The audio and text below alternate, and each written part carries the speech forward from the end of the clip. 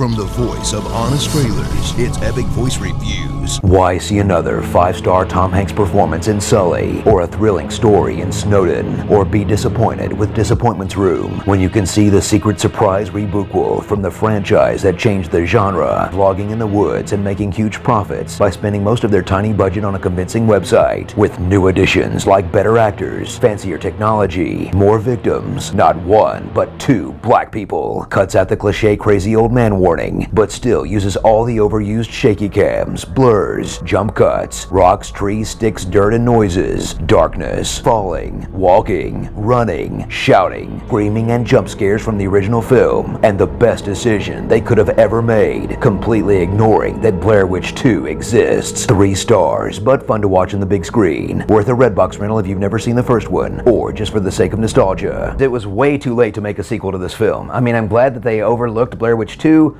but it's been a long time since the Blair Witch Project came out, and now it's kind of common to see first-person found footage horror movies. There were a few new twists, quite literally in some cases. If you watch the film, you'll know what I'm talking about. It's not terrible as a standalone movie. They tried to make the story make more sense without trying too hard. Some of what the original movie had that I would have left out, and it seemed like they kind of overdid in this film, was the Evil Dead woods. You know what I mean? Like, the woods come alive and are starting to mess with them. You don't know if it's all paranoia, if it's just in their heads, or is it really something paranormal going on. That whole paranoia of the woods and being alone and lost, and they all start going insane, and I thought maybe they might be going Blair Witch 2, but then it ends up not being that way. So thank you very much for not doing that again. One thing that they could have way toned down was the insane, loud, like ear-deafening noises, nauseating, like shaky cam to the point of feeling like I'm riding the tilt-a-whirl at 90 miles an hour. It felt like a Michael Bay movie. What is going on? It does leave a lot of questions, which kind of makes you want to go back and watch it again because you feel like you missed something. I think that might have been a smart business move, considering all the new high-quality, high-def technology they had in this movie. One thing that I think this movie was missing was motion capture cameras that they mount on the trees like they do in the Bigfoot search stuff on Animal Planet.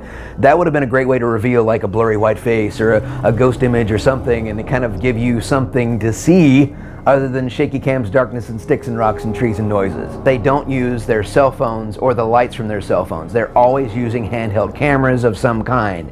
And I'm thinking, yes, I get it's an homage, it's a nod to the original film, but come on, batteries are dying, flashlights are dying. They can't at least attempt to pull out a cell phone and turn the camera on or turn the flash on so they can see what they're doing. With technology being what it is and phones being so amazing and doing so many things, they couldn't integrate a cell phone. That would have been a great product placement for a cell phone. I would have preferred a new film with a different point of view or a different perspective, perhaps one that was more like the movie Witch, where you don't realize until the very end that, oh, it's the Blair Witch, whoa, but you know, that's what Cloverfield Lane should have done. I think that would have been a way bigger twist, especially considering how secretive that they were about this movie, and yet after watching it, I'm like, I don't see why they were so secretive about it, unless they were embarrassed. It's got a great twist ending, and then it kind of sucks, and then it kind of gets better again. But it's definitely a vast improvement over the original. At least there's something in this movie to see. I mean, there's a little bit of a payoff, if you're into that kind of thing. My personal opinion is,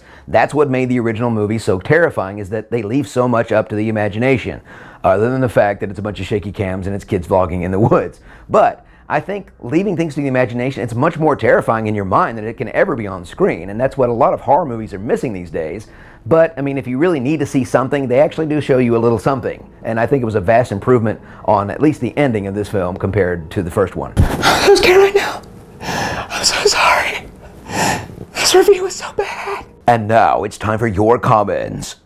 Previously in Battlestar Galactica, I love you, boo-boo. If you do not subscribe, you will be punished with extreme prejudice. This could only end 2 ways, with me winning and you losing. I always use my left hand. Water go down the hole. Thanks for watching. Click subscribe in the pic on the right for more Epic Voice stuff on YouTube. Follow at Epic Voice Guy on all the social things, and click the thumbs up or the like button below and share this thing.